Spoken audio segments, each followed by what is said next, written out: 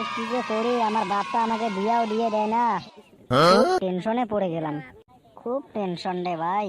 শালা আমার বন্ধুগুলো সবগুলোর বিয়ে হয়ে গেল, ওদের বাপগুলো একবারও বললো না যে তুই এই বয়সে বিয়ে করিস কেন। শালা আমার বন্ধুর গুলার বাপ বলে বিয়ে করা আবার ভালো, আর আমার বাপ বলে যে বিয়ে করলে তুই হয়ে যাবি একদম কালো। হ্যাঁ, হব আমি কালো, তাতে আমার যায় আসে না, আমার বিয়ে লাগবেই।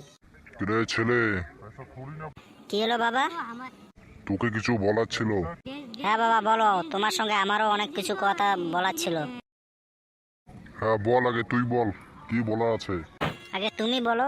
তবে বলি শোন। হ্যাঁ বলো তবে। বলছি কি, তোর বিয়ে এখন আমি হতে দিব না, এখনো 2 বছর পরে। বাবা তুমি কি পাগলা ছাগলা হয়েছো নাকি? হব বেটা, তুই আমার লগে কথা কস। আমার এই বছরেই আমার বিয়ে লাগবে। তুই আমার বাপ না আমি তোর বাপ। কেন, কোনো সন্দেহ? আচ্ছা তুই বল তো কাকে বিয়ে করবি। তোমার মাকে। হর বেটা কি কস।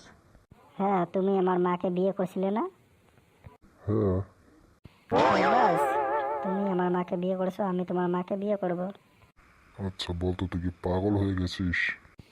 তুমি পাগল ছেলে বানাইছো, তা পাগল না হবো তাকে ভালো হবো? দেখ বেশি কথা বলিস না, আমি গেলাম। শালার এবার মনে হয় আমার বিয়ে হয় না।